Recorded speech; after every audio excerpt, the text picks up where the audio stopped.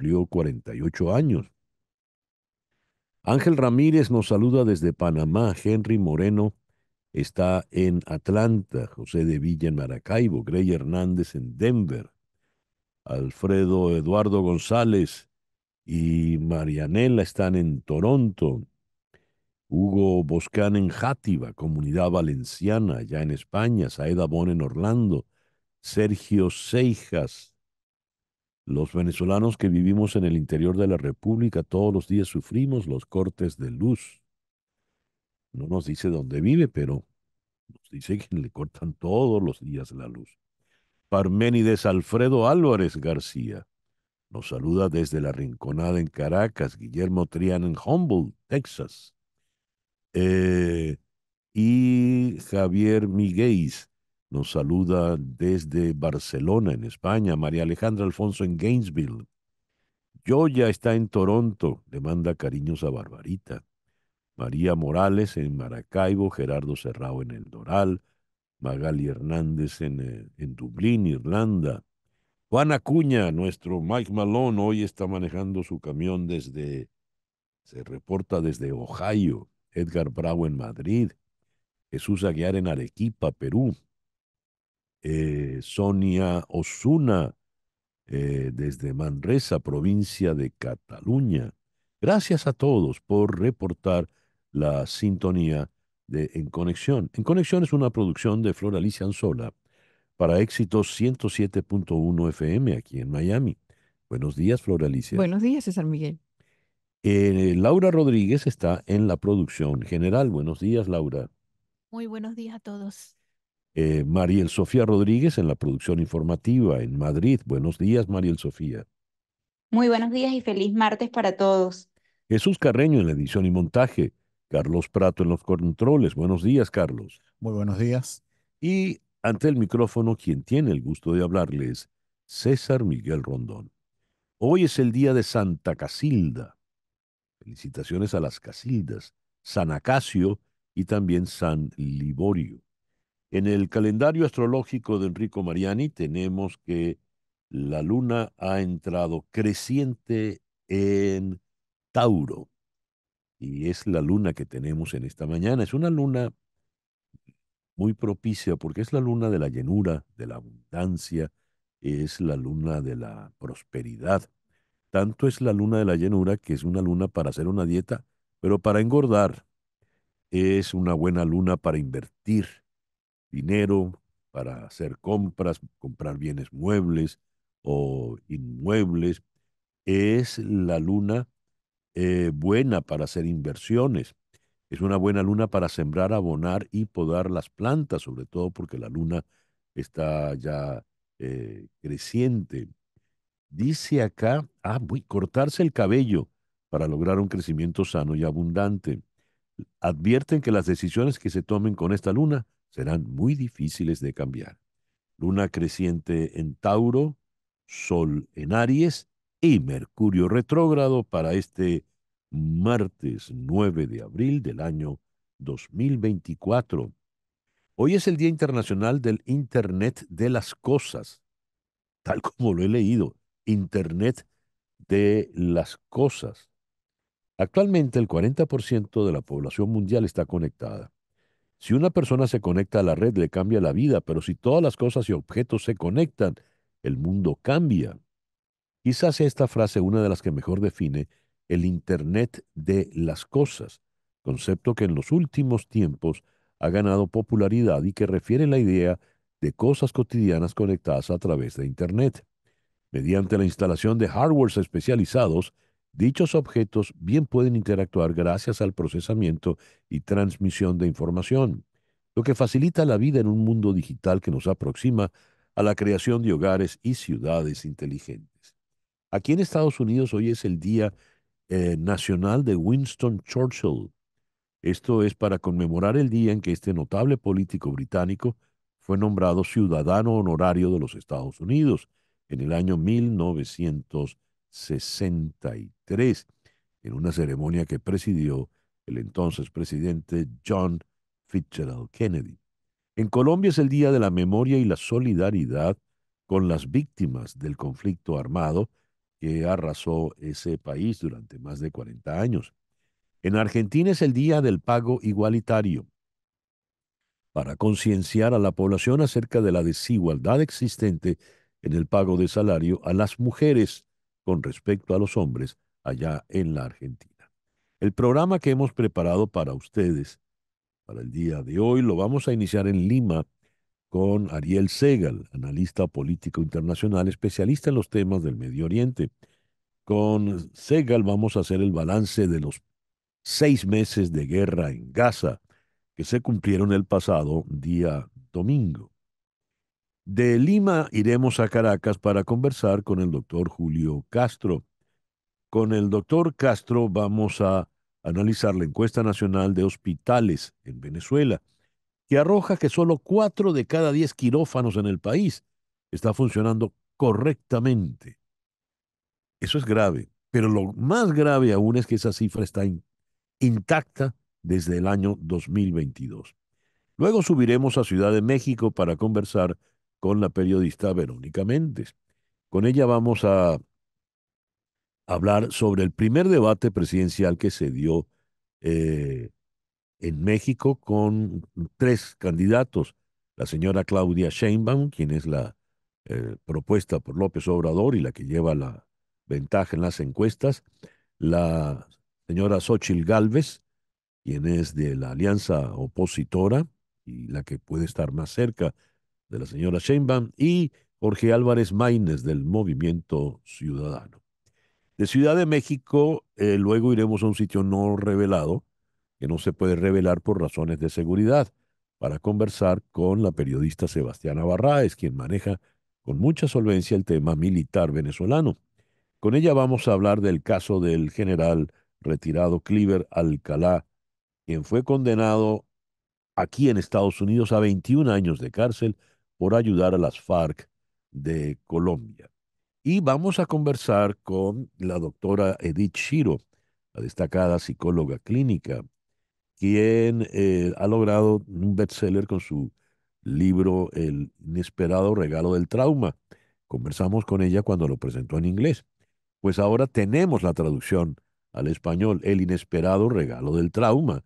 Y entonces vamos a volver a conversar con Edith Shiro. Siempre es muy, muy grato intercambiar con ella.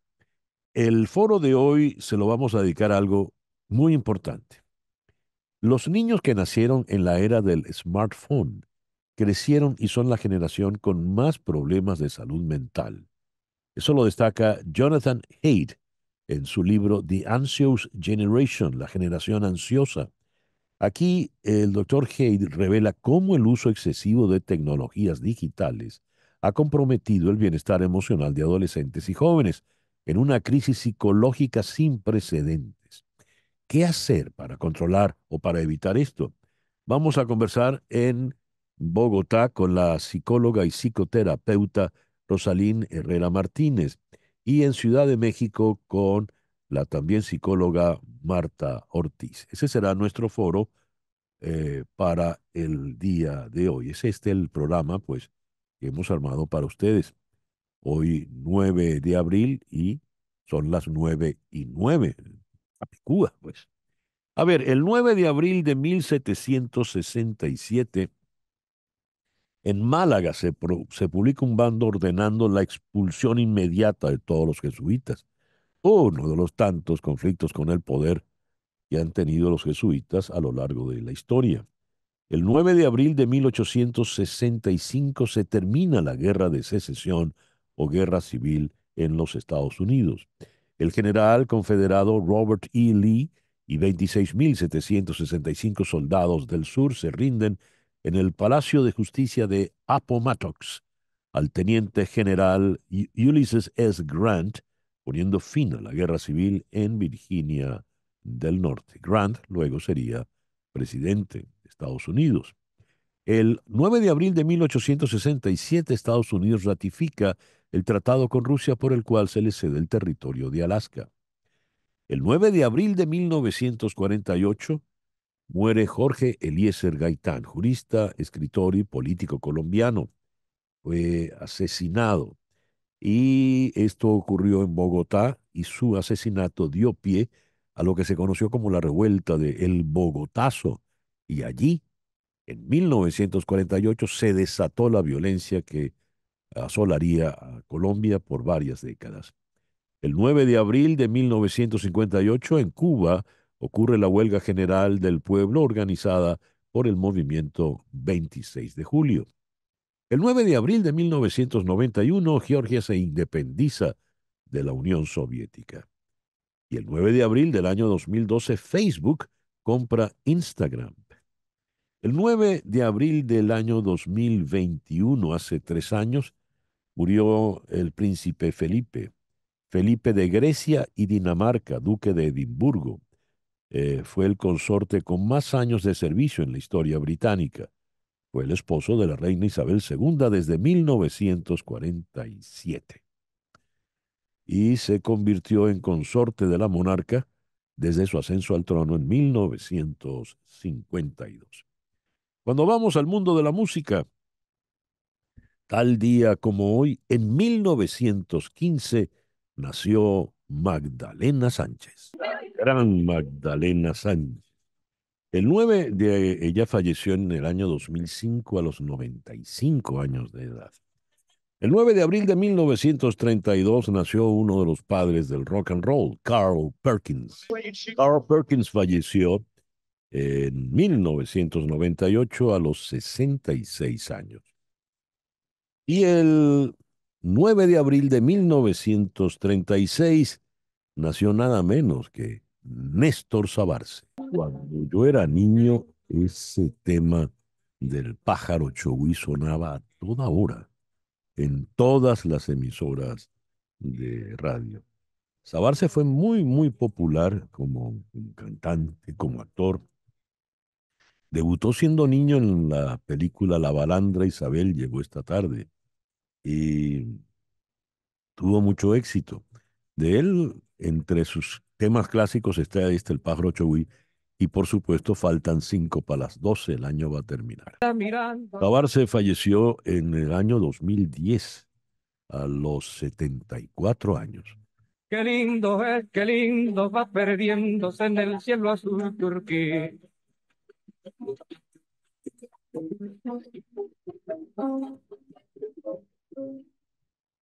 El editorial con César Miguel Rondón. El canciller Iván Gil, canciller de la dictadura venezolana, tiene una característica muy curiosa para ser canciller, para ser diplomático, y es que su carácter, su talante, son lo más lejano del espíritu de un diplomático. Un diplomático es una persona que ha de caracterizarse por la mano izquierda, por saber conciliar, por saber decir las palabras exactas al momento exacto. El señor Iván Gil, pues, se va de bruces muy rápidamente y tiene el insulto a flor de... Es inmediato para él insultar a los demás. Fue a Bogotá, perdón, fue a Cúcuta para una reunión entre diplomáticos de los dos países, diplomáticos enviados desde Caracas y enviados desde Bogotá. Y allí el señor Gil dijo algo, agárrese por favor. El Tren de Aragua es una ficción creada por la mediática internacional para crear una etiqueta inexistente, como lo hicieron en su momento con el cártel de los soles. Recordemos que se venció el discurso del cártel de los soles. Es decir, es la vieja maña fracasadísima de tapar el sol con un dedo. Al sol solo lo tapó la luna en el día de ayer y ya el eclipse pasó. El señor Iván Gil no puede ahora venir a decir que el Tren de Aragua es una ficción, que eso es mentira como mentira fue el cártel de los soles. Ambas bandas delictivas existen, no es que existieron, es que existen. Dice Iván Gil, el Tren de Aragua fue una organización que existió en Venezuela, localizada, y ridículamente ahora aparecen videos donde dicen personas con acento peruano y chileno, diciendo que son del Tren de Aragua. Eh, si Gil no se ha dado cuenta, uno de los detalles en la expansión del Tren de Aragua es que ha reclutado personas en los países donde va a delinquir. Tuvimos un desayuno donde se mostraron los detalles de la inexistencia del Tren de Aragua y se mostró toda la cooperación que tenemos con América Latina y el Caribe en materia de seguridad y en materia de combate. He ahí el detalle, señor Gil. ¿Por qué esa mala costumbre que tiene usted y el régimen que usted representa de no mostrar nunca pruebas? Nunca, nunca muestran pruebas. El señor Maduro ha acusado no sé cuántos intentos de magnicidio y nunca ha mostrado las pruebas que puedan evidenciar el magnicidio. Entonces el señor Gil dice que tuvo una reunión con autoridades colombianas y allí se mostraron todos los detalles de la inexistencia del Tren de Aragua. Muy bien, ¿y por qué no nos los muestra a la opinión pública?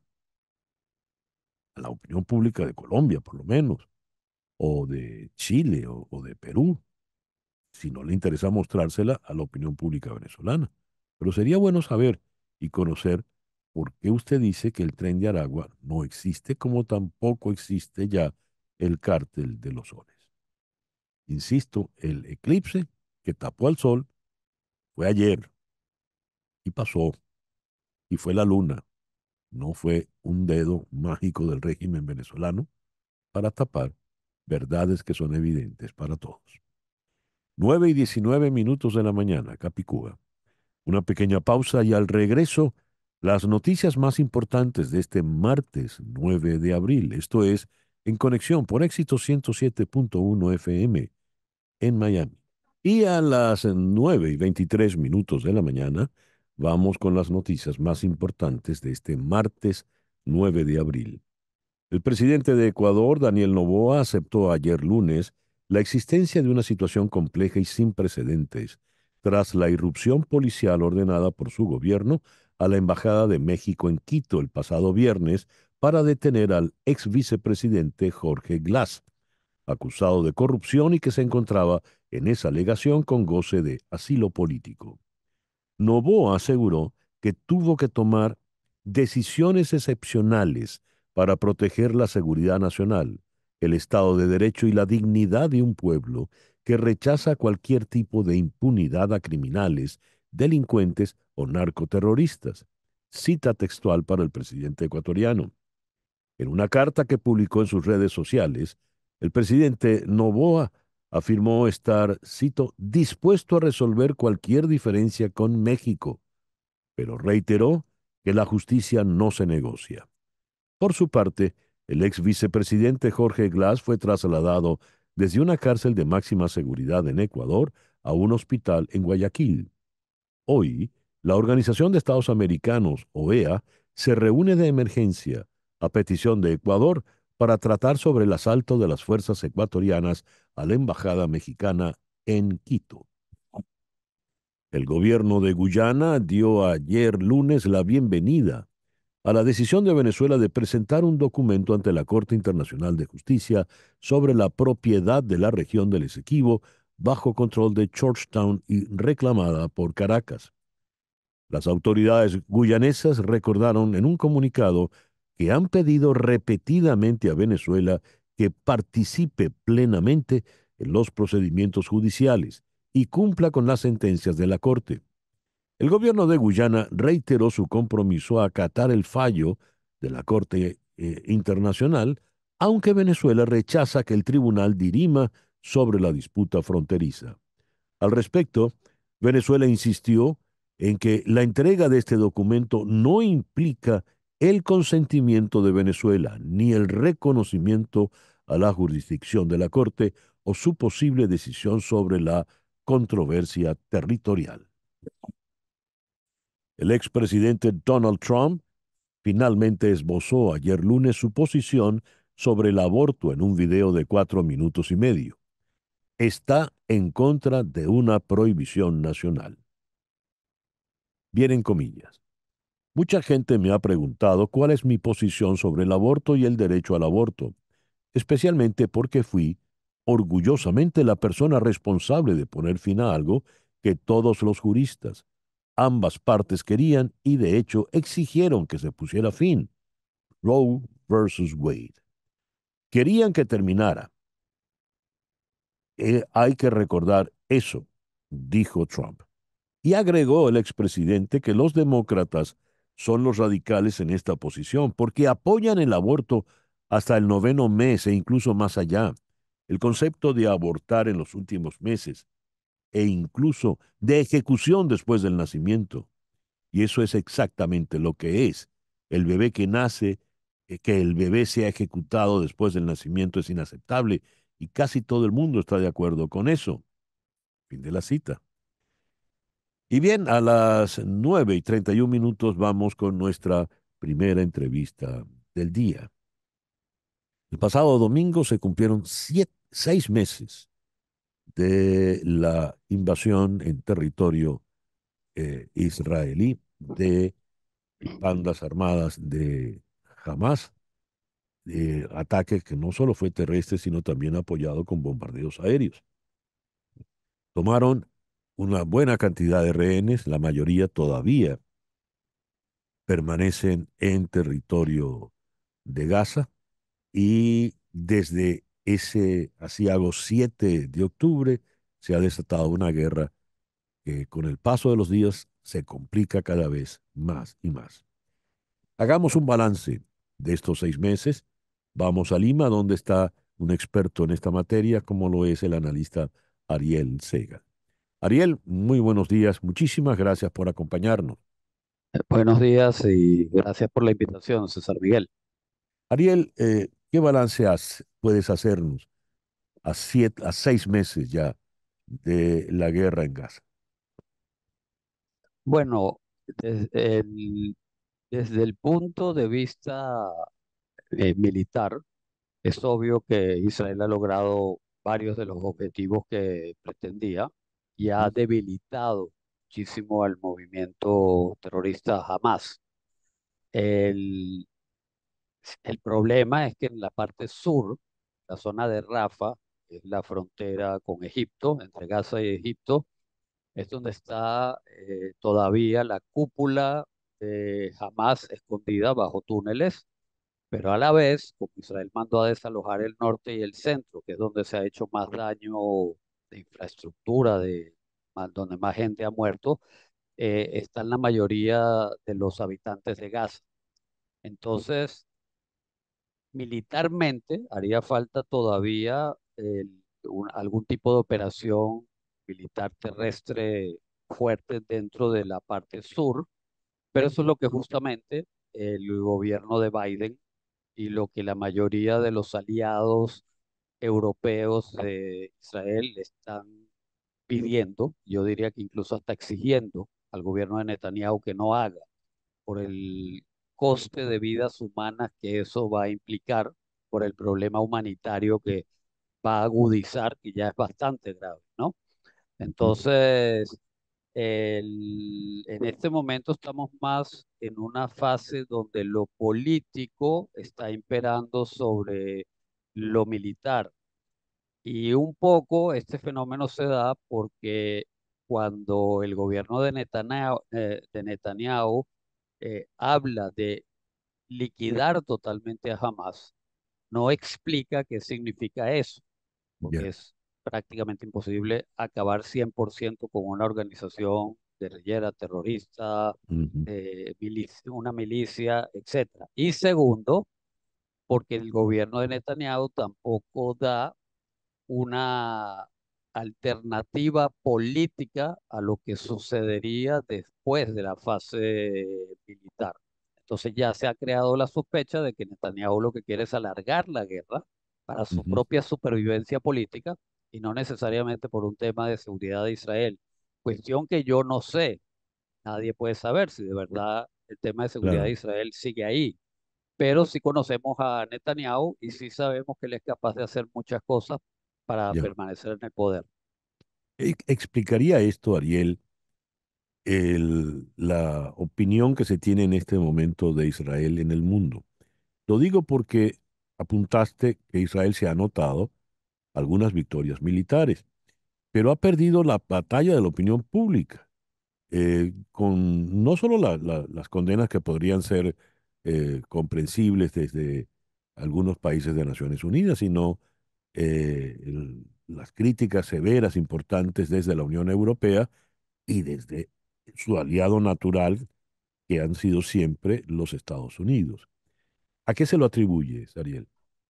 Sí, bueno, primero yo pienso que en los tiempos que nosotros vivimos, en la era del TikTok, en la era de Mm, las redes sociales, que las grandes mayorías de personas se informan de una manera muy inmediata, pero a la vez muy superficial, sí, sin sin ahondar duda. mayormente, la batalla de la opinión pública se sabía que se iba a perder a las pocas semanas de invadir Gaza, que la poca simpatía o la mucha simpatía que pudo haber tenido muchas personas en el mundo por Israel, por la masacre que hizo Hamas el 7 de octubre del año pasado, eventualmente se va olvidando y lo que van quedando son las imágenes de las matanzas de civiles de los bombardeos israelíes en Gaza. Entonces, es un fenómeno natural, primero, que con el paso del tiempo uno se centre más en las víctimas del momento y es un fenómeno del siglo XXI que mientras Ujú. más pasa el tiempo ocurre por el tema de los medios sociales. O sea, yo lo llamo un poquito la guerra del TikTok y dentro de la guerra del TikTok Israel tenía todas las de perder.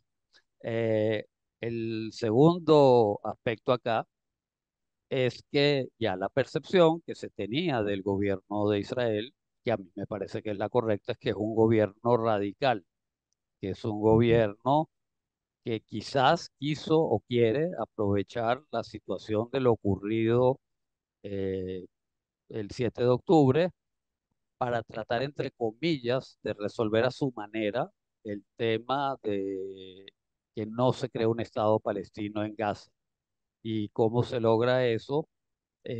Quizás creando un problema humanitario de unas proporciones enormes que hagan imposible que por mucho tiempo se pueda hablar siquiera de un gobierno autónomo en Gaza, manejado por los palestinos, Ujú. porque van a tener que venir a manejar ese territorio, probablemente la misma Israel, con ayuda internacional para ayudar al control de Sí, enfermedades, de alimentos, etcétera. Entonces, uno no sí. sabe de verdad cuáles son las intenciones de este gobierno.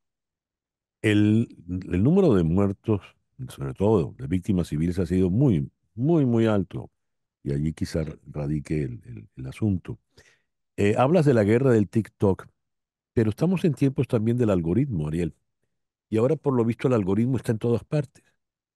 A sí, raíz de el asesinato, la muerte de los 7 trabajadores humanitarios de World Central Kitchen, la organización del cocinero español José Andrés, se evidenció que el algoritmo por el cual se bombardea en Gaza prácticamente leía, dispara lo que se mueve, no tiene que detenerse a verificar quién es o quién no es.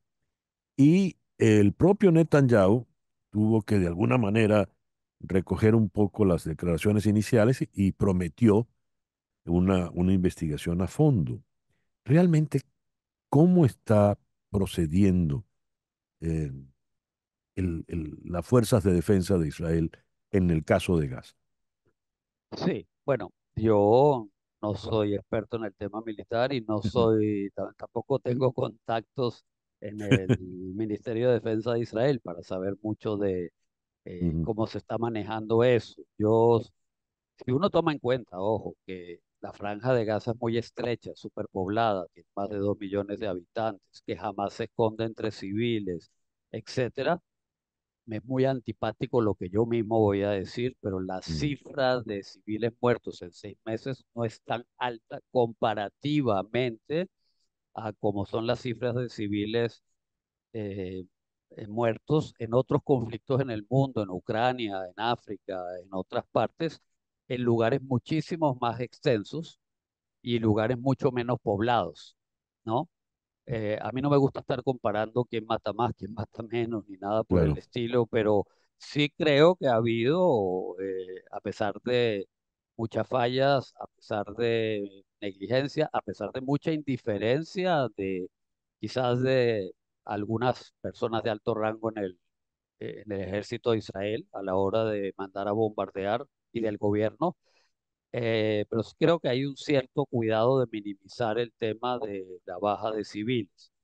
La Ujú, parte que a mí me extraña es el tema humanitario, o sea, que no se ha colaborado mucho en la entrada de la ayuda humanitaria, sí. que Israel tampoco abrió su parte de la frontera norte con Gaza para ayudar y solo lo está permitiendo en la parte sur de Rafah con Egipto. Esto que ocurrió con las personas de esta ONG que alimentan personas en Ujú, diferentes conflictos en el mundo. Yo escuché una entrevista justamente ayer con el chef José Andrés y ujú, él decía que todo se había coordinado perfectamente con eh, el ejército israelí, ¿no? Por dónde iba a pasar el convoy, los stickers, sí. el símbolo Etiqueta, que sí. iban a tener, las etiquetas que iban a tener los carros. Entonces él dice, bueno, que pudo haber un error y bombardearon el primer carro, puede pasar, pero que luego bombardeen el segundo, y luego bombardeen el tercero y digan que no vieron con los Ujú, drones tan especializados que tiene Israel, es bastante extraño. Entonces, esto pueden ser fallas de cuadros medios del ejército de Israel, no necesariamente viene de la cúpula alta del ejército, pero hay una cosa que sí dice el chef José Andrés en esa entrevista, con la cual yo estoy totalmente de acuerdo, ujú, que el responsable de la matanza no puede ser el que haga la justicia y que aquí debería haber una comisión internacional, el claro. ejército abra para que sean interrogadas las personas que fueron responsables de dar la orden, sobre todo, de bombardear con los drones y que a partir de lo que esa comisión internacional diga, se tomen las medidas de castigo, porque ya Israel supuestamente castigó a dos miembros vinculados a lo ocurrido, pero uno no sabe qué significa castigar, Claro. y uno, y dos, uno no sabe los nombres, no está Ujú, expuesto públicamente y no se sabe cuán serio se lo va a sí. tomar. Entonces, yo coincido totalmente con el chef José Andrés de que tú no Ujú. puedes ser parte y juicio de la investigación. Ariel, te agradezco mucho que nos hayas atendido en la mañana de hoy. Muchísimas gracias, un placer. Ariel Segal es analista internacional, es periodista, experto en estos temas del Medio Oriente y en política israelí. Nos habló desde Lima. 9:43. Una pausa. Al regreso vamos a Caracas para ocuparnos de la encuesta nacional de hospitales en Venezuela. Esto es En Conexión por Éxito 107.1 FM en Miami.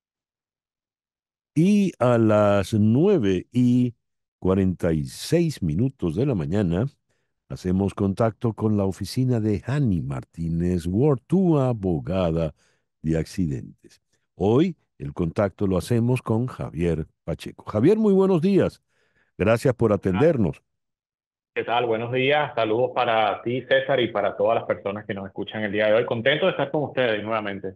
¿Cómo está el movimiento hoy en la oficina ya a esta hora, Javier? Sí, normalmente nuestras mañanas son bien ocupadas. Muchas personas nos llaman con consultas, con dudas, no saben qué hacer. Y tenemos un equipo de más de 180 personas listos para atenderles, listos para explicarles el proceso en su idioma de manera sencilla. Normalmente los días de semana son días bien movidos, especialmente cuando empieza la semana. Muchos accidentes ocurren los fines de semana, ocurren en las noches y las personas no llaman inmediatamente, lo dejan al día siguiente o lo dejan para el comienzo de semana para empezar a actuar. ¿Cuál es mi recomendación para cualquier persona que nos escucha el día de hoy? Precisamente es esa, actuar. Si tú fuiste víctima de un accidente, no sabes qué hacer, no sabes cuáles son tus derechos y estás lidiando con compañías de seguro, no puedes estar solo. Tienes que tener a una firma de abogados, tienes que tener a un abogado de tu lado que primero que nada no te va a costar absolutamente un centavo. Nuestra representación legal solo se paga si recuperamos compensación económica para nuestros clientes. Entonces, la recomendación es esa, actuar si has sido víctima de un accidente. No intentes hacerlo por ti mismo. No pienses que solo se trata del arreglo del carro. Cualquier persona que ha sido víctima de un accidente tiene derecho también a recibir tratamiento médico y a reclamar compensación económica. Y eso es lo que hacemos día a día aquí en nuestras oficinas. El teléfono de la oficina de Hani Martínez Ward, tu abogada de accidentes, es 855-DOLOR-55.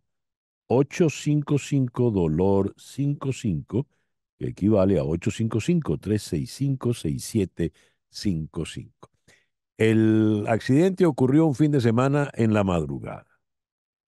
Tiene que esperar al día siguiente para llamar, Javier. No, realmente las personas nos pueden llamar en cualquier momento, a cualquier hora. Estamos abiertos, como indiqué anteriormente, 24 horas al día, 7 días a la semana.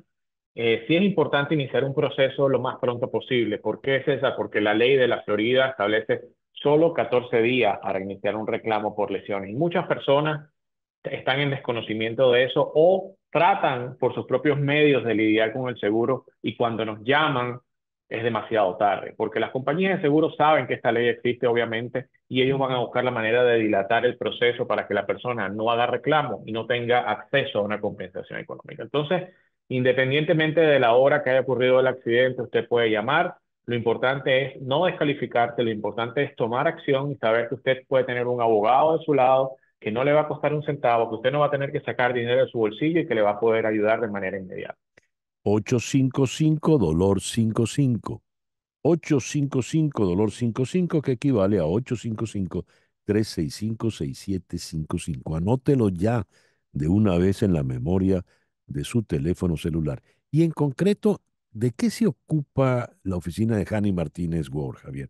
Porque dijiste, usted tiene derecho a compensación económica, tiene derecho no solo a la reparación del automóvil. Sí, realmente nosotros ayudamos a nuestros clientes en todos los aspectos relativos al accidente, desde lo que es la reparación del carro, la búsqueda de tratamiento médico si la persona ha sido lesionada o tiene cualquier dolor o molestia producto del accidente y a reclamar esa compensación económica por lesiones. Cualquier persona aquí en la Florida, aquí o en cualquier parte de los Estados Unidos tiene derecho a estas tres cosas: reparación del carro, tratamiento médico y compensación económica. Esa compensación económica no es otra cosa que dinero que la persona puede recibir si ha sido víctima de un accidente. No importa el estatus migratorio, no importa si la persona tiene seguro de salud o seguro de auto, igual tiene derecho a reclamar. Lo importante es llamarnos, la consulta es totalmente gratis, le vamos a indicar cuáles son sus derechos. Usted no tiene que pagar nada para contratar nuestros servicios, solo cobraremos si recuperamos compensación económica. Y si estás hablando de la víctima, pero si yo soy el culpable, Realmente la representación económica de un abogado de accidentes es solo para personas que hayan sido víctimas de un accidente.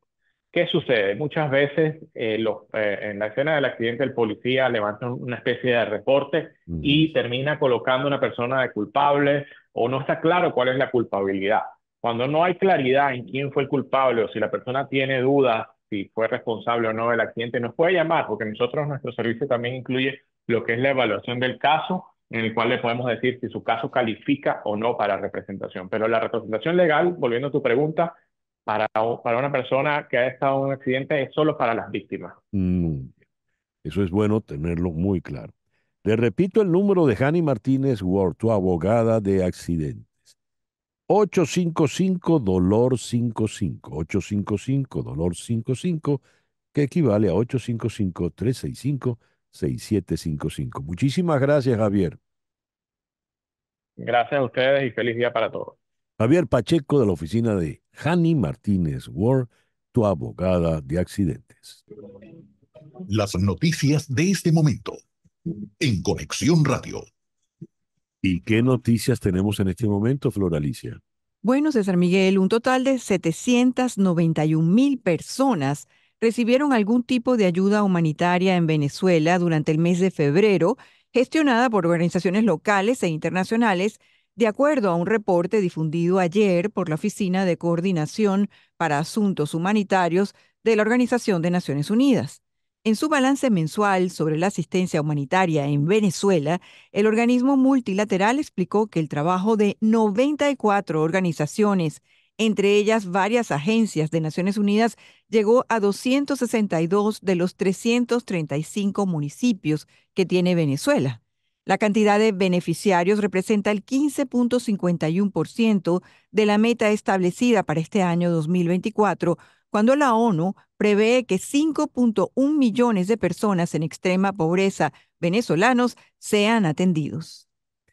Dios, cada vez que uno oye cifras sobre el caso venezolano son alarmantes, Sí, escalofriantes. sí. Gracias, Flora Alicia. Hablando de cifras escalofriantes, leo que la encuesta nacional de hospitales en Venezuela arroja que solo 4 de cada 10 quirófanos en el país funciona correctamente. Esa es una cifra mala porque 4 de cada 10, estamos hablando del 40%. El detalle está en que esa cifra es la misma desde hace 2 años. Es la misma cifra que arrojó la encuesta en el 2022. Es decir, la situación no ha mejorado para nada. ¿Por qué? Vamos a Caracas. Allí está precisamente el doctor Julio Castro, médico internista, infectólogo, profesor en la Facultad de Medicina de la Universidad Central de Venezuela. Julio, muy buenos días. Muchas Buenos días. gracias por atendernos. Buenos días, César. Gracias por el contacto. Un abrazo, Floralice, y a todos tus oyentes. Gracias. Julio, ¿qué qué resaltarías de esta encuesta nacional reciente, aparte de que, por ejemplo, está arrojando datos que no han acusado ninguna mejoría desde el 2022, como este de los quirófanos? Fíjate, César, es importante, voy a conectarlo con la noticia que tenías antes, que era el tema de la ayuda humanitaria, ¿no? Sí, sí. La encuesta nacional de hospitales es una iniciativa no gubernamental, es decir, hecha por personal de salud, médicos y enfermeras, que recoge información de la situación hospitalaria desde el 2018. Y medimos casi 40 parámetros diferentes en la encuesta, son muchísimos, tú nombraste uno de ellos. Y voy a explicar un poco el contexto general del país y de la encuesta. Y eso lo va a hacer con un indicador que es el índice de desabastecimiento de emergencia, es un indicador, y el otro índice de desabastecimiento de pabellones. Se supone que los hospitales no tienen desabastecimiento en el mundo, por lo tanto no hay un indicador de eso en el mundo, pero nosotros tuvimos que crear uno en el cual pusimos una lista que pusieron algunos expertos de 20 ítems, 20 medicamentos o insumos que tienen que tener la emergencia y los medimos semana a semana. ¿Hay o no hay? Es simple. Y eso Ujú. lo hemos medido desde el 2018 hasta ahora. Para darle una idea a tus oyentes, el índice de desabastecimiento en la emergencia llegó a estar cercano a 80% entre el 2018 y el 2019. ¿Okay? Es decir, no había prácticamente nada en las emergencias de los hospitales. La gente llegaba con un niño con asma y tenía que ir a comprar el medicamento para el asma.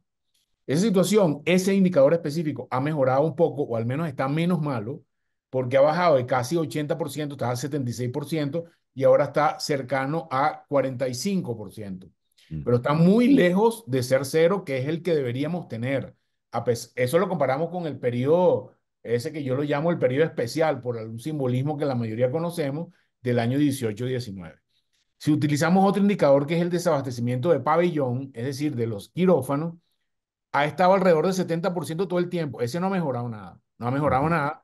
Y tienes una capacidad operativa disminuida del 60% de los hospitales en términos de los pabellones, porque 10 es el promedio de pabellones de diseño arquitectónico en Venezuela. Es decir, si tú sumas todos los pabellones que fueron diseñados y los divides entre el número de hospitales que nosotros monitoreamos, ese número da cercano a 10. Pero solamente funcionan 4, es decir, 6 de ellos no puedes acostar a un paciente ahí. No quiere decir que funcionen perfecto los 4, sino los 4 que funcionan tienen un porcentaje de desabastecimiento cercano al 70%. ¿Eso qué Dios implica? mío. Sí, pregúntame. No, no, no, no, no, no. Eso implica, ibas a decir. Eso tiene implicaciones para el ciudadano común, que si tú te vas a operar a tu papá de la próstata porque tiene un cáncer de próstata o tiene una hiperplasia prostática, en el hospital te dan una lista de cosas que tienes que traer y tienes que meterte la mano en el bolsillo para llevar esas cosas. Botas quirúrgicas, tapabocas, gorro, campos estériles, sonda, sueros a veces, etcétera, etcétera. Nosotros calculamos recientemente, es un dato nuevo en la encuesta, que el promedio de lo que tiene que gastar solamente en insumos básicos un venezolano para operarse está alrededor de los $100. Eso es casi el sueldo de una enfermera de un año completo, ¿ok? Dios mío. al sueldo oficial. Y además de eso, tienes que tener en una lista de espera que el promedio de tiempo está cercano a los 6 a 8 meses de espera para ir a la cirugía. Entonces, si bien emergencia está menos malo, entre otras cosas, por la ayuda humanitaria, o sea, la ayuda humanitaria se enfocó mucho en las emergencias, no así en los pabellones, y en este momento lo que nos preocupa a nosotros que Venezuela no está en el spotlight de la ayuda humanitaria mundial. Hay otras crisis, está Rusia y Crimea y Ucrania, está Siria, hay otras crisis. Venezuela pasó de estar de moda y eso hace que el financiamiento y los fondos de la ayuda humanitaria están mermados y eso va a tener un impacto negativo sobre el abastecimiento de algunos rubros como ellos, a rubros de emergencia en los hospitales. Entonces, a pesar de que algunos indicadores están menos malos que antes, hay otros que están o igual de malos o inclusive Ya. peor, como el tema de los pabellones. A todas estas que dice el Ministerio de Salud, que dice el gobierno. Bueno, en general, ellos tienen una discursiva como el resto de las cosas del país que pareciera que viven en otro país. Creo que Ujú, obviamente ellos no van a los hospitales, que tenemos uno de los mejores sistemas de salud de América Latina. Los números dicen todo lo contrario. Cuando hablamos mortalidad materna, mortalidad infantil y todos los indicadores internacionales, y de vez en cuando hablan de que van a mejorar los hospitales, pero en términos reales, en la ujú. práctica la situación es crítica para el sector salud venezolano, sobre todo entendiendo que al bajar el poder adquisitivo del venezolano, un sector que tenía opciones de comprar un seguro privado ya no lo tiene porque no tiene la capacidad Claro, monetaria de hacerlo. Es decir, la masa de clientes o de pacientes que van a los hospitales va aumentando en vez de disminuir. Dios, terrible lo que has contado. Bueno, Julio, te agradezco mucho de verdad que nos hayas atendido en la mañana de hoy. Gracias a ti, César. Un abrazo y siempre estamos pendientes de ustedes. Muchísimas gracias. El doctor Julio Castro, médico internista e infectólogo, es profesor en la Facultad de Medicina de la Universidad Central de Venezuela. Son las 10 en punto de la mañana, una pequeña pausa. Al regreso venimos con nuestro foro del día de hoy. Se lo dedicamos a la generación ansiosa, la que nació con prácticamente un smartphone en la mano. Esto es En Conexión por Éxito 107.1 FM en Miami. Leo, ¿los adolescentes son una generación ansiosa? Los niños que nacieron en la era del smartphone crecieron y son la generación con más problemas de salud mental. Eso lo dice Jonathan Haidt en su libro The Anxious Generation, la generación ansiosa. Allí él revela cómo el uso excesivo de tecnologías digitales ha comprometido el bienestar emocional de jóvenes y adolescentes en una crisis psicológica sin precedentes. ¿Qué hacer para que eso no suceda? Los niños de hoy. Ese es nuestro foro en esta mañana. Para abordarlo contamos con dos destacadas psicólogas. Rosalín Herrera Martínez en la ciudad de Bogotá. Rosalín, muy buenos días. Gracias por estar con nosotros. Buenos días, César Miguel. Gracias por la invitación. Buenos días, colega. Rosalín es especialista en depresión, ansiedad, duelo, estrés, autocuidado y bienestar emocional, precisamente en adolescentes. En Ciudad de México está la psicóloga especialista en psicología transgeneracional, Marta Ortiz. Marta, muy buenos días. Gracias por atendernos. Buenos días a ti, César Miguel, un honor. ¿Existe entonces esta generación ansiosa? ¿Qué características tiene de existir? Comenzamos con Rosalina Herrera. Bueno, realmente la ansiedad como un trastorno frecuente en los adolescentes, la Organización Mundial de la Salud dice que es uno de los más frecuentes en esta población, sobre todo en adultos mayores, ¿no?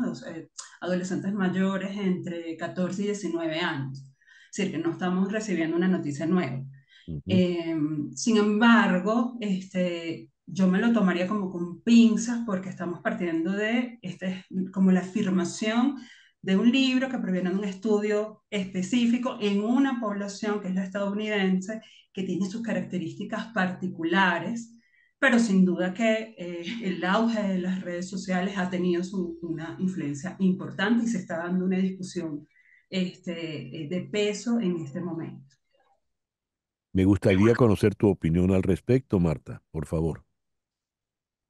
En efecto, coincido absolutamente con Rosalind y yo tengo muchísimos más años que ella, entonces he visto el tránsito de varios, sí, pacientes o clientes por consultorio y lo que alcanzó a mis colegas y yo a mirar es que ha habido, en vez de ir hacia afuera a la pertenencia, como es una de las tareas de desarrollo del adolescente, las redes hacen un alejamiento de lo social y hay, digamos, más horas de internet y menos horas de sueño, lo cual altera también los ciclos.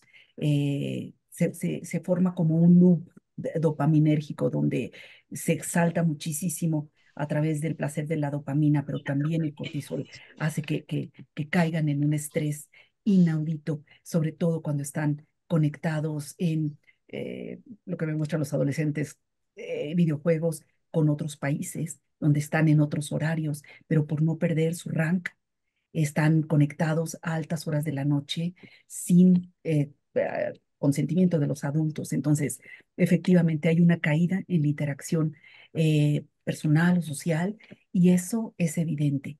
Es generador de ansiedad la retracción del mundo social. Hablaba Marta Ortiz, habías mencionado, Rosalind, que estamos partiendo de un libro específico sobre una realidad específica en los Estados Unidos. Sin embargo, dejas abierta la puerta para que consideremos que en líneas generales esto está ocurriendo también en otros países, en otras latitudes. Siendo así, ¿cuál es la característica fundamental o las características de ese joven ansioso? Bueno, yo creo que es importante estar atentos a ciertas señales que los papás deberíamos estar muy alertas. Por ejemplo, cambios en sus patrones de sueño, ¿no? Como bien decía la colega, cambios en los patrones alimenticios. Un chico que de repente tenía un patrón de conducta alimenticia y de repente ya no quiere, no tiene hambre o está permanentemente picando, comiendo, ¿no? Tenemos que estar atentos a qué le preocupa a nuestros chicos, ¿no? Y esto es clave, ¿no? El estar pendientes de qué va a pasar en el futuro, con además unos pensamientos que son como catastróficos. Y el miedo al futuro es clásico o clave para nuestros adolescentes. ¿Qué voy a hacer? ¿Qué me espera? ¿Qué va a pasar después que me gradúe del bachillerato? ¿Qué carrera voy a estudiar? Pero que además esto empieza a afectar muchas áreas de su vida. No es la ansiedad previa a una presentación de exámenes, de eso no se está hablando. Es de algo que afecta a la mayoría de las áreas de su vida y que eso es lo que lo convierte en patológico. A ver, Marta, comentaste en tu primera intervención, hiciste referencia a tu experiencia, has visto varias generaciones que han pasado por tu clínica, por tu consulta. ¿Y qué características tenían los adolescentes de un par de generaciones atrás o una generación atrás? ¿Eran tan ansiosos como estos? ¿Cómo podrías definir a unos y a otros, por favor? Eh, Absolutamente en concordancia con lo que dice Rosalind. Hay generadores o disparadores o gatillos de la ansiedad. Por ejemplo, el chico que vino ayer, que tiene 18 años y está cerrando su prepa, está ansioso por los exámenes finales porque de su certificado depende el pase a la carrera, ¿no? Y Ujú. esto es de lo que se espera, es lo que nosotros hemos visto antes. Pero ya no se está hablando de eso. Se habla de esta necesidad de esto, digamos que es una adicción sin sustancia. El Ujú. tema de las pantallas está justamente catalogado como esta adicciones comportamentales donde el chavo necesita estar sí o sí conectado a la pantalla para estar, digamos, al día, no perderse de nada, estar poniendo likes, punteando, ¿no? En su competencia de videojuego, y esto es lo que le impide estar conectado a lo que debería de suceder y que sí veíamos en otras generaciones. Yo estoy hablando de mi país, México, y en general Mm, la cultura de los latinos. Em, la conexión con la familia es una red de apoyo. Ahora lo que se ve es que, aunque esté cerca, la familia, están alejados a través de las pantallas. Es decir, lo que vemos es que los mismos papás modelan conductas de llevar a la mesa el celular. ujú, mm, Entonces, eso, si tú me hablas de diferencias, eso no lo veíamos antes. Había zonas sagradas, digamos que el santuario, ¿no? Era la reunión alrededor de la mesa o la sí. preparación, ¿no? Juntos de una paella el domingo. Pero esto, ahora el chavo se aísla y lo que nosotros vemos son conductas de abstinencia cuando los papás o el adulto, los maestros, les obliga a quitarse del celular, se tornan impulsivos, agresivos, muy poco tolerantes, impacientes, sus circuitos están como yo los veo como pelados, ¿ves? Ujú. Cuando dices Marta, se ponen agresivos, es como el adicto al que le quito su estímulo, su droga. Exactamente. Esa es la sensación que ellos describen cuando se les castiga en la pantalla. Le pregunto a Rosalind, dijiste, a escondidas, por ejemplo, pueden quedarse hasta tarde frente a esa pantalla.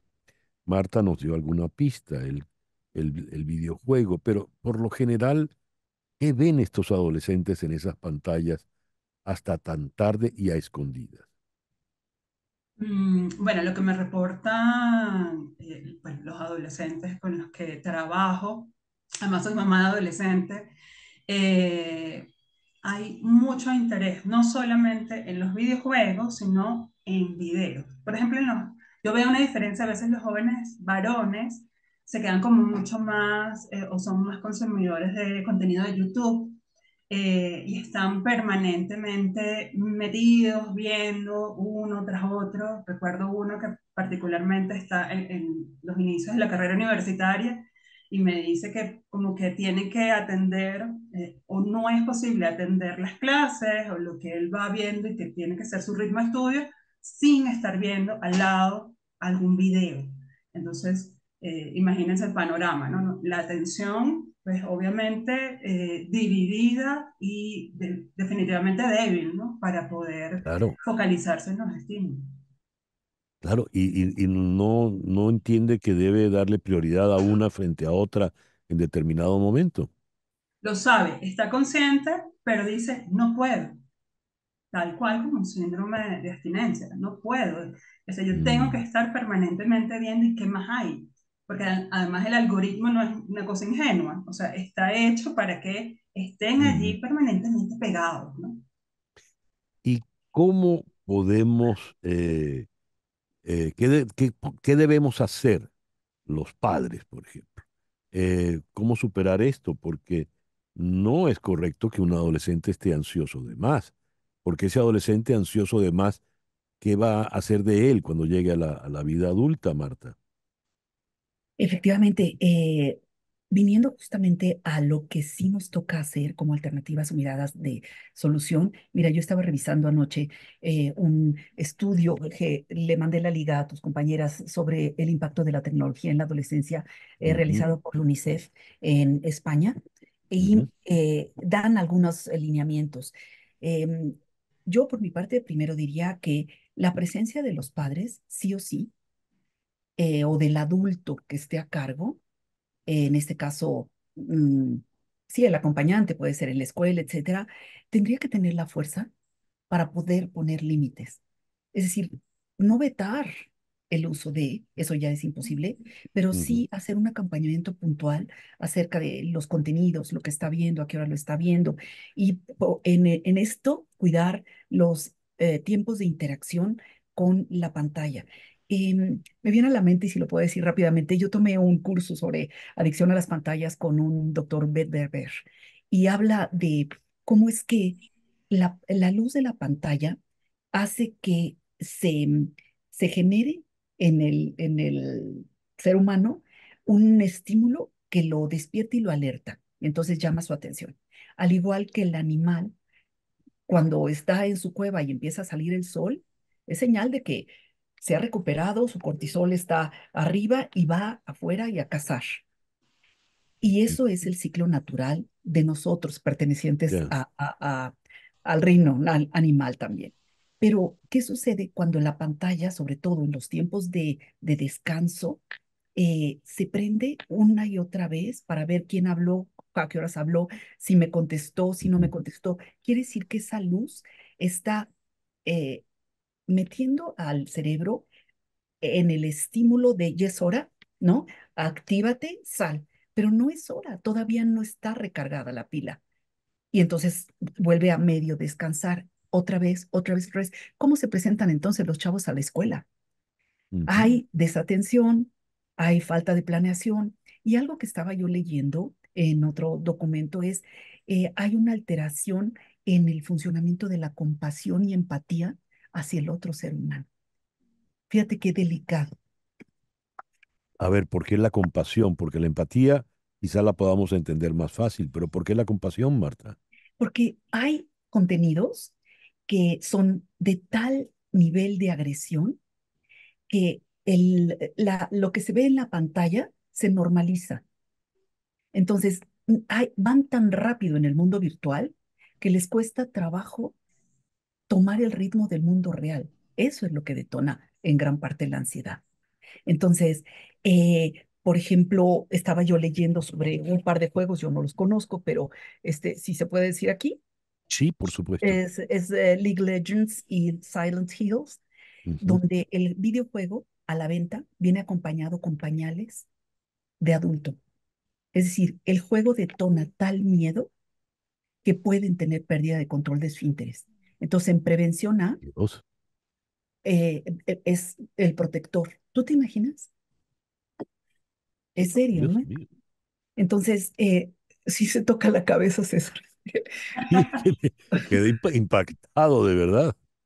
Yo esto Dios lo escuché mío. en la conferencia que tomé, entonces puntualmente cuando dices, ¿y a dónde interactuar? Pues en el ámbito educativo, por supuesto. Ujú. Sí, es necesario entender que en el día de hoy estamos en el tema de competencias digitales, pero poner el foco en las competencias humanas, en los sistemas de valores, en las competencias que tienen que ver con la calidad de vida y preservación de la misma. Es fundamental que la familia esté ahí, que se sensibilice a los riesgos de meter a un bebé mientras esté en su periquera y comiendo con la nana digital. Le ponen un iPad enfrente. Hay Desde riesgo. chiquitos. Ujú. Que Entonces, bueno, y hay investigación centrada en cómo poder respetar, sí, el derecho de los niños y los adolescentes, pero también tener una participación activa y proteger su salud mental de forma coherente y efectiva. uno va a restaurantes y de repente hay los niños y los padres para desentenderse y que no les fastidien durante la comida, les dan una pantalla a cada uno, unos audífonos y los niños se aíslan por completo. Bien, quiero agradecerles inmensamente, de verdad, ha sido muy, muy interesante esta conversación. Marta Ortiz en Ciudad de México, muchísimas gracias, Marta. Gracias a ti por la invitación y se queda por ahí algunas referencias bibliográficas en tu equipo. Muy bien, gracias, ya las compartiremos. Y Rosalín Herrera Martínez en la ciudad de Bogotá, muchísimas gracias, Ya. Rosalín. Gracias por la invitación, de verdad un gusto. Gracias. Gracias también a ti, colega en la bonita Colombia. Son las 10:21 de la mañana. Al regreso, volvemos a Ciudad de México, donde se hizo ya un debate entre las candidatas presidenciales. Vamos a conversar algo sobre ello al regreso. Esto es En Conexión por Éxito 107.1 FM en Miami. Hola, Hola, Sebastiana. Gracias por ¿cómo es? atendernos. No, a ti, César Miguel, un saludo a ti a la audiencia. Sebastiana, a ver. ¿Por qué han condenado al general Cliver Antonio Alcalá Cordones, que era uno de los más leales y fundamentales de Hugo Chávez cuando era un general activo? Un tribunal federal de Estados Unidos lo condena por haber entregado dos armas a la guerrilla colombiana, específicamente a las Fuerzas Armadas Revolucionarias de Colombia. Ujú. Como sabemos, la guerrilla colombiana, pues antes era considerada por Estados Unidos un grupo terrorista, pero sigue siendo considerado un grupo relacionado con el narcotráfico. Además, el general Cliver Alcalá dijo allí ante la corte que él había custodiado a un comandante guerrillero por órdenes del entonces presidente Hugo Chávez. Y significativo también es que reconoció haber participado en dos intentos de derrocar a Nicolás Maduro del poder. Por favor, ¿podrías ahondar en eso? Sí, me llamó profundamente la atención porque él dijo que intentó en dos oportunidades, hizo intentos por derrocar a Nicolás Maduro y que incluso cuando él sale de Venezuela en el año 2014 es porque de alguna manera allí se había, digamos, descubierto o sabían que el régimen venezolano los había, digamos, ubicado o estaba tras los pasos de ese movimiento que tenían montado para entonces en Venezuela. A ver, cuando se le acusa de haber entregado armas, también de haber protegido cargamentos de cocaína de la FARC. ¿Qué nos dices de eso, Sebastiana? A ver, una cosa son los señalamientos que se le hicieron y otra fue en concreto por qué lo condenaron. Ujú. Él se declaró responsable de haber pasado, digamos, dado estas dos armas a la guerrilla colombiana y de hecho es específicamente por eso, por esa razón, que lo están condenando. Ahora, César Miguel, a mí me parece que esta decisión es muy importante porque primero envía un mensaje sin duda a aquellos militares que han mantenido, que mantienen, que sostienen relación con la guerrilla colombiana e incluso de manera mucho más profunda y con muchos mayores compromisos que los que confesó el general Cliver Alcalá. Me refiero a lo que está sucediendo actualmente en Venezuela con el Ejército de Liberación Nacional, donde incluso militares le están permitiendo a los guerrilleros de esta organización portar uniforme de la milicia bolivariana, sostener Oh, armas de la República y participar en actos o en, digamos, como si fueran parte del ejército venezolano ante la crisis que está viviendo la Fuerza Armada en lo que a personal se refiere. Dios. Eh, Leo en la nota que Estados Unidos había inculpado por narcoterrorismo a 15 altos cargos venezolanos, incluido Maduro, Diosdado Cabello y el Pollo Carvajal.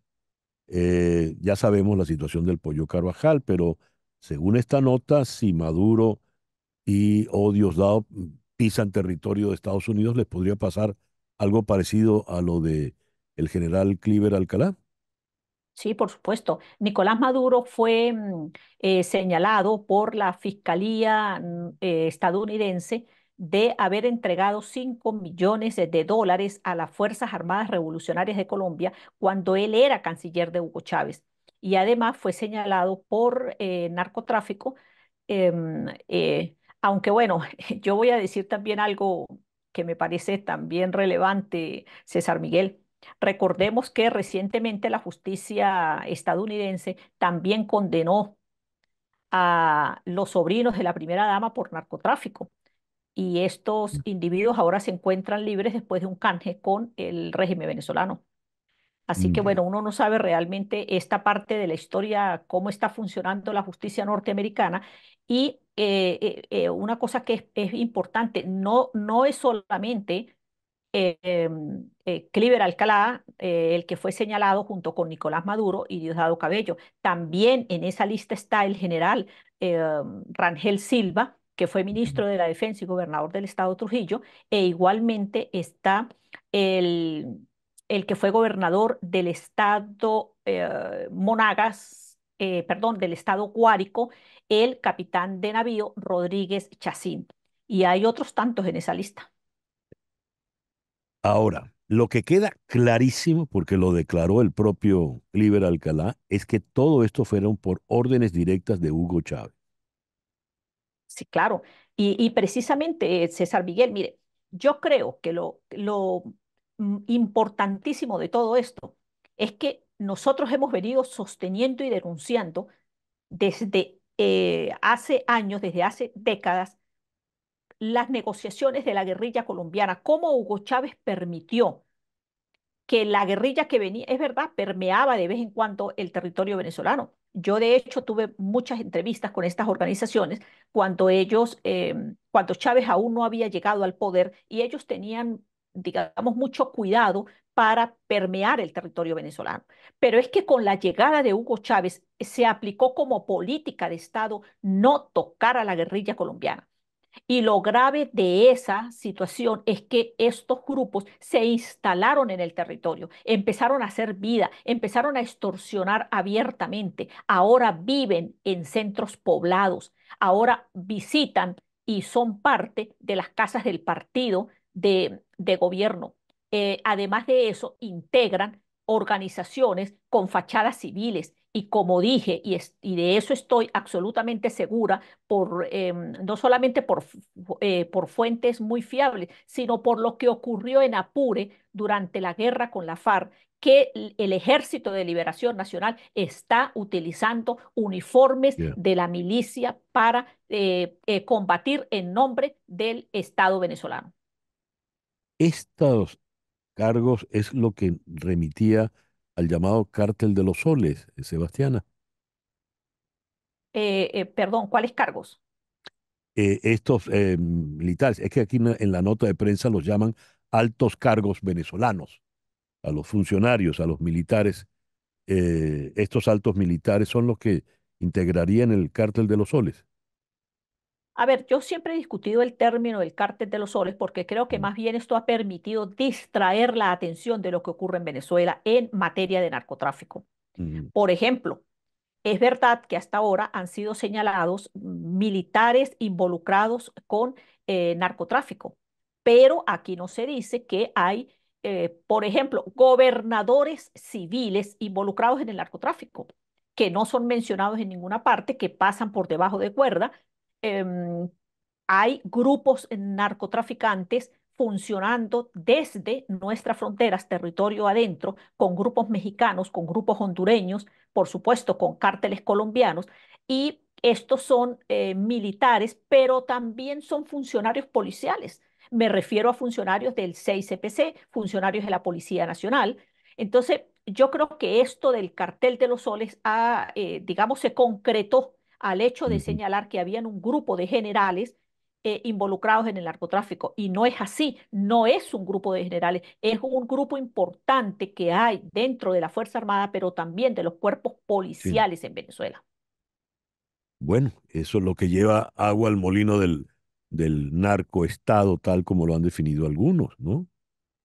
Sin duda. Y yo creo, César Miguel, que es una de las cosas más difíciles que hay que combatir en Venezuela, porque esto ha llevado que muchos jóvenes hayan sido captados por estas organizaciones ante la crisis que hay en el país, pero además también ha permitido la enorme lavadora de dinero Ya. que, bueno, que uno observa en algunas ciudades del país y gente con una gran cantidad de recursos económicos, de propiedades y dinero que no tienen cómo explicar.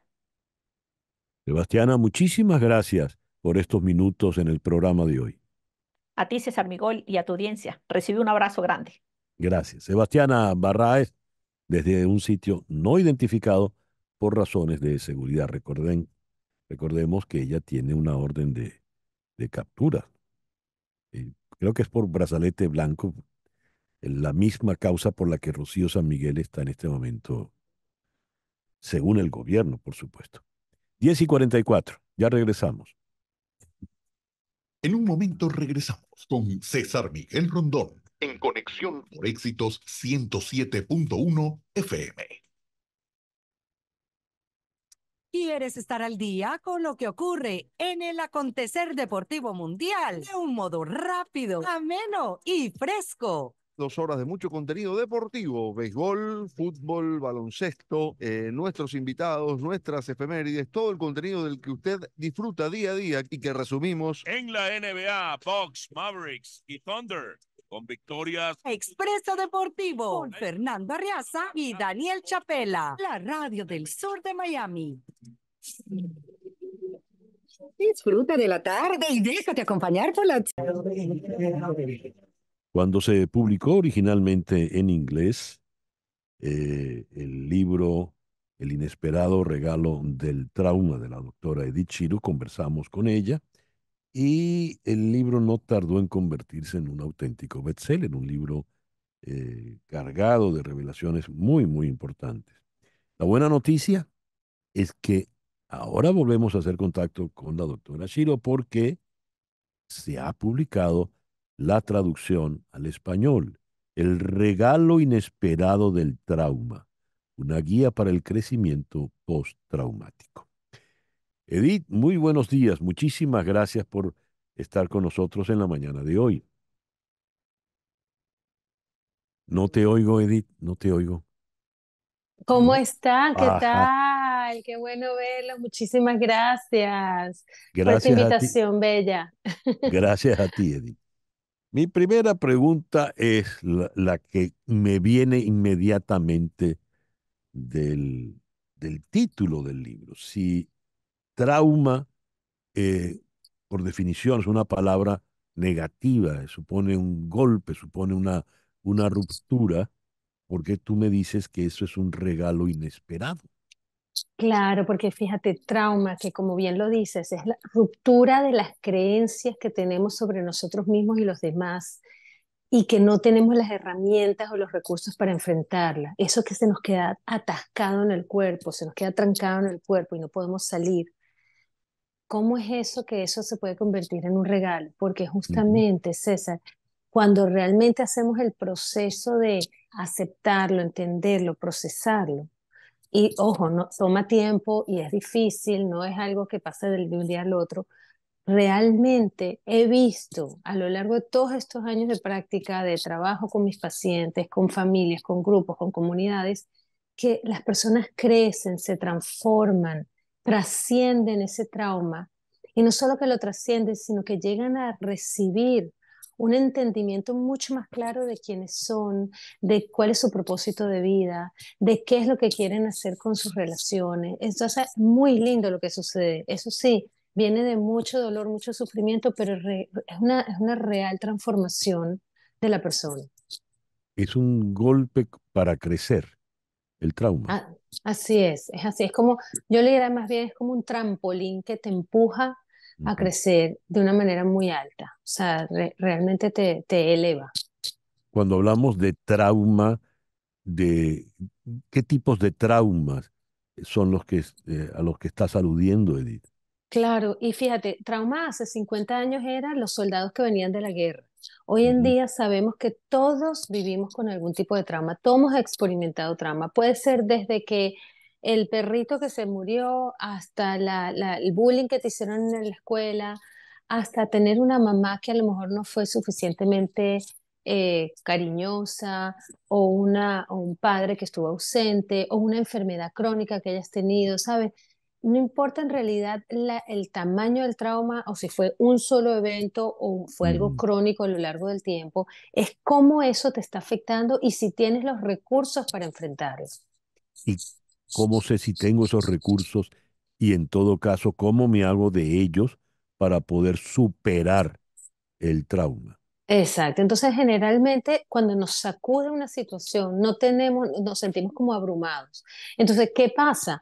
Que empezamos a tener respuestas como de respuestas típicas de trauma, como fight, flight, freeze, esas respuestas de o huyes, o corres, o te luchas, o te paralizas, o te empiezas a desconectarte, a paralizarte, a tener respuestas como adictivas, repetitivas.